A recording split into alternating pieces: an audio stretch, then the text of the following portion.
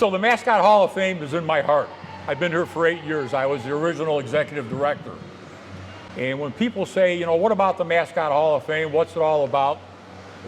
We have several linchpin concepts that we talk about. A lot of people think this is just one gigantic fun factory, and it is, but it's not. We're happy when people have fun. We're actually delirious when people have fun here. But we also want everyone to know that we feature interactive educational displays that incorporate STEAM-based activities, and they complement state and local curriculums. All of our mascot-themed exhibits offered standards which are embedded learning opportunities for students in K through 8. And one of the things we always say is there's a lot of overt fun here, but there's a lot of subliminal education. So our curriculum has been developed to educate and engage your students in field trips, in visits with their parents, in visits with their grandparents, and to take a lot of different things back when they return back to the classroom. So again, lots and lots of fun, but lots and lots of education. If you go through our second floor, you'll see interactive exhibit after interactive exhibit, which have all the STEM and STEAM concepts. We've got science, we've got technology, we have the arts, we have mathematics, and we have engineering. And you get your chance to learn up there in all of the different areas that we have. We have the Science of Silliness Lab, we have mascot studies. There's just a lot of different things that we have, and I'll go through them in short order here. Physical education, furry arts. It's a chance for your imagination and your educational exploration to run wild, and we're very proud of that. Mascot Hall of Fame also hosts an absolute ton of special events. On March 19th, the Chicago Blackhawks were here, and this place was packed. We had what was called a Road Watch party. Several representatives from the team were here. We did a road game. The place was a sea of red, and it was really fun to see everyone here engaged with the Mascot Hall of Fame, again, full of sports fans, so it's one of the different things we do. On Fridays, and we're very proud of this through the help of the Notre Dame Federal Credit Union, we do free Fridays. We want the Mascot Hall of Fame to be absolutely available to kids and parents and educators, no matter what your level of income is. So once a month, every month, on the first Friday of every month, we have what's called Free Day Friday. And you can come here for no charge, use the facility, enjoy it, and not pay a penny. And that's part of our give back to the community. One of the things, because I'm a senior, we do and we're really good at is Senior Wednesdays. We always say the Mascot Hall of Fame caters to kids of all ages. We've got a group here on Wednesday that essentially the age group is between 75 and 90 years old.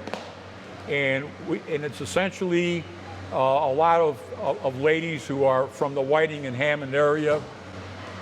They play cards, they do canasta, they do bingo, they do exercises. They've done wiffle ball. And one of the things, you'll see the picture in the middle, we turned the atrium into a hockey rink a couple of Wednesdays ago, and we had all these people in between 76 and 90 playing hockey. And it was like the biggest game ever, and amazingly it came out 1 win, 1 tie, 1 loss. So that one really swell. Last thing, from a Mascot Hall of Fame perspective, we're going to be hosting a gigantic event on June 17th and 18th of this year. We are going to have what's called our induction weekend. It's going to take place on Friday night and be an all-day festival on Saturday. We are inducting 2 new mascots into the Hall of Fame. If you're a White Sox fan, you'll like this. We're inducting Southpaw from the Chicago White Sox, and we're also inducting Globey from the Harlem Globetrotters. That's going to bring the total of heads above me in the ceiling to 26. So with that, it's my great pleasure to introduce Amanda Thompson. It's quite the, not yet, I got to read her achievements. She is the CEO of Explore Interactive. She's an industrial and systems engineer and a graduate of Texas A&M University. She received her MBA and PhD from Purdue. She currently serves as a professor at Purdue. She was inspired to study engineering by a physics teacher based on science and math achievement. So she'd like to pass along some similar inspiration to our young kids today. Amanda co-founded Explore Interactive with the goal of using augmented reality to bring interactive, highly visual, and hands-on STEM experiences to elementary-aged children through the use of her app on Mind Labs. Amanda feels, and we agree with you, Amanda feels the Mascot Hall of Fame is an absolutely perfect location to showcase this very unique approach to educating our youth through gameplay. So with no further ado, please welcome Amanda Thompson.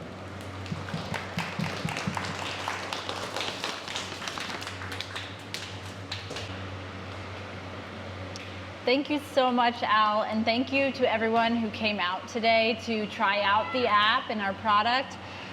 We're really here also to thank some wonderful partners that we've had, and the Mascot Hall of Fame is our newest partnership, and we are so excited about the opportunity to partner with a STEM museum like this, an Indiana story, a sports story, a technology story. It's just the perfect confluence of all these wonderful educational opportunities that we're trying to build for our young kids. There's just a tiny bit of confusion around what Mind Labs is versus Explore. So Mind Labs is what you see out here. It's the product of our small startup company called Explore Interactive. Explore Interactive is a company that was started in the Purdue ecosystem, and in the last 4 or 5 years since we started, have just been really engaged throughout the community, whether it's at Purdue, where we had our first customers, conferences at Purdue STEM, Indiana Business. We've just really thrived inside of this Indiana experience, and Indiana is a state that's really focused on growing the startup community, growing the tech community, and even more specifically sports, tech, and STEM. So I don't think there could be a better place for us to be in Indiana, and also that we'll bring forward another one of our partners here in a minute also that connects with Indiana. So we believe, like everyone here probably, that STEM should be a priority for our youth who are growing up into a totally different world than many of us grew up. But the problem is that as of the last groups of tests around this, 80% of students who are taking standardized readiness tests in STEM are still failing the basic readiness standards. And these are college-bound students. So we still have work to do.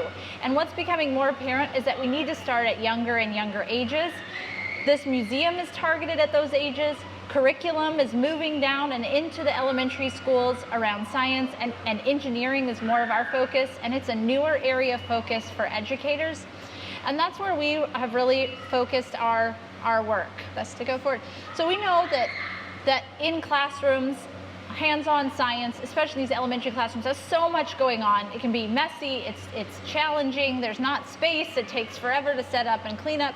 It's just really difficult to bring science and engineering experiences on an everyday basis into these classrooms.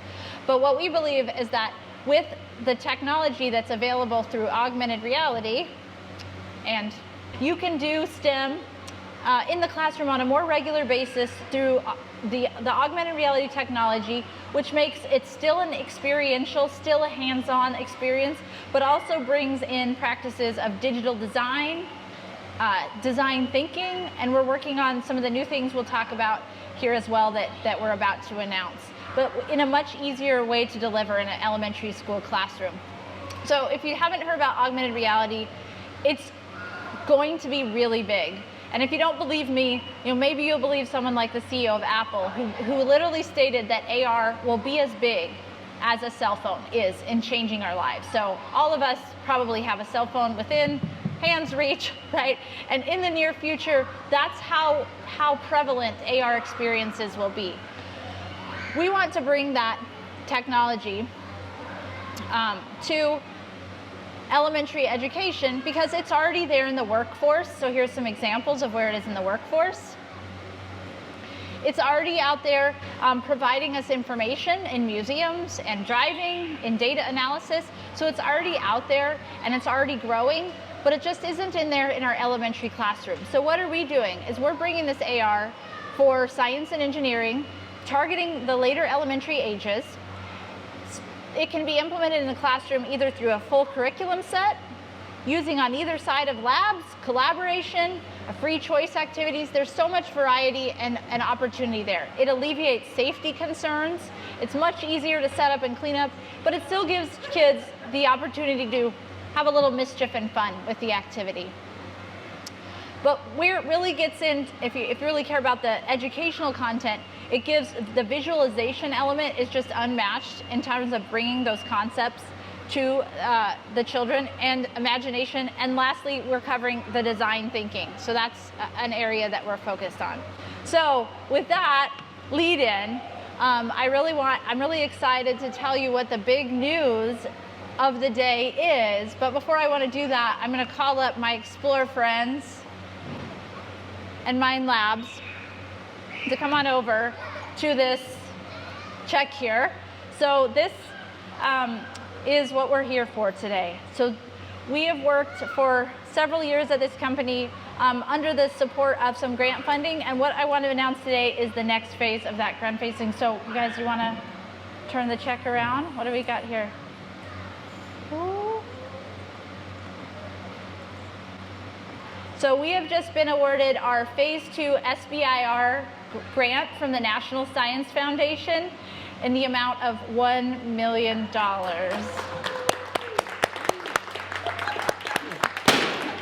Come on, Donovan.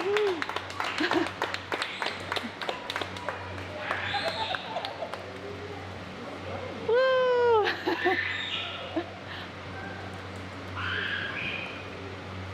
And on top of that, our wonderful state of Indiana matches these grants with a new program that provides funding in terms of a matching fund program that has awarded us an additional, here we go, ready ladies? Elevate Ventures has provided us with a $75,000 matching grant, which is wonderful. So these two together really give us a great path to success. The NSF funds really are targeted towards research and product development, whereas the Elevate funds allow us to do the marketing and sales efforts that are sort of separate from any research grants. So we are just so incredibly excited about what we get to do with that money. So thank you team for coming up for that. That's the big news. So, I mean, that's pretty big news. Probably the biggest day of our company, so I'm very excited. And inside of that, you might wonder, why are we doing this all here at the Mascot Hall of Fame? In working on that project, the Mascot Hall of Fame had intersected with us and said, you know, we feel like we have a lot in common, and I absolutely agreed. And so one of the things we did is try to conceive of a way to bring our forces together and consider how we can we leverage our synergies to create something magnificent, and I believe that's what we're going to do. So I'm going to tell you just a little bit about what we're up to. So if you've played with the materials today, you've seen this little robot, Adam, right? He's pretty cute. This kid's had a good time with him. And the content around Adam is building circuits. So the idea on the grant is that we are going to take this whole idea to a new content area. We're going to have, we're working on bringing, you know, a mascot theme to it, potentially having Reggie being the central character of it. And we're also working on translating the content that's here for circuits to more of what we call a simple machine setting. So here's just a little example of what that might look like. So Reggie would be an example of a mascot that could be a central character in that. And what we'd be talking about is taking Reggie on this on this Mascot course throughout to achieve a specific goal, like scoring a basket. So that would be the example of what we would use with the content. So Reggie'd run, jump on the trampoline, the kids would design different lengths of the teeter-totter to launch in and, say, dunk a basketball. So the other items of interest that we're going to be working on within the grant, outside of the new content area, is really technically focused. So within the engineering and design thinking, what we're going to marry the augmented reality experience with a tracking system for the students to track their process throughout design thinking and engineering design. So bringing those ideas into a portfolio that maps how they've worked through a problem, allows them to communicate and document any collaboration developments, how any questions that they have, ideas that they've had, and have that all integrated within their design experience. This is a tool that's not out there for this age group. No, not easy for them to document that. And on the back side of that, the teachers and the students have this beautiful portfolio that demonstrates the work that they have done. And then the last thing that's really exciting about the work within this grant, so we're doing new Mascot-based content. We're doing an engineering design notebook that maps right onto the augmented reality. And as well, one of the path-breaking things that we're doing is allowing teachers to also have good insights on how their students are collaborating with each other as they work through this process. So we'll be providing metrics on how many moves a team took to solve the problem, which students completed those moves, and how they executed that collaboration process. So it's a wonderful tool for elementary age students and teachers to bring this design thinking, which again is a really new concept for the classrooms at this age, and make it easy for them to deliver in a high quality way. So I wanted to bring up my colleague Linda Smith here, who's going to tell you just a little bit about the impact of this in the classroom, as well as give a little bit of insights as well into how classrooms and teachers throughout Indiana can be involved in the research efforts that also correspond to that. So Linda, do you want to tell us a little bit about the classroom and Mind Labs?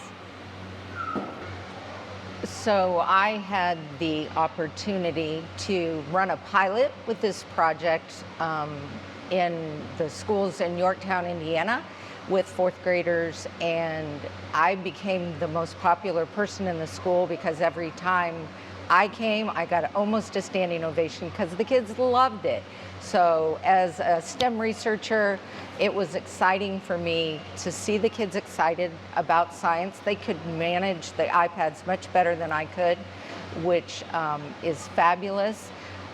So it really is a great, I was able to see in their responses and what they started out, their knowledge, and then what they ended up with in their knowledge. You could definitely see that it was learning that stuck rather than learning that was just for a test. So it was really fabulous. I'm getting ready we're getting ready next week to run it again with about 220 kids. So I'm really, really excited about that. Again, that's just with our current project, but with this new monies, we're going to have lots of opportunities to build out the curriculum. And if you have schools in Indiana that are interested in being a part of that research, then you can contact Amanda or you can contact me, because we're certainly excited to see how, and it doesn't have to be Indiana, but Indiana is definitely an area that we're very focused on. Thank you, Linda. Yes, and there's little flyers on the tables if you want to pick up her email address to contact her later about the research opportunities. Well, that concludes our program. Have a wonderful evening, travel safe, and find us at exploremindlabs.com.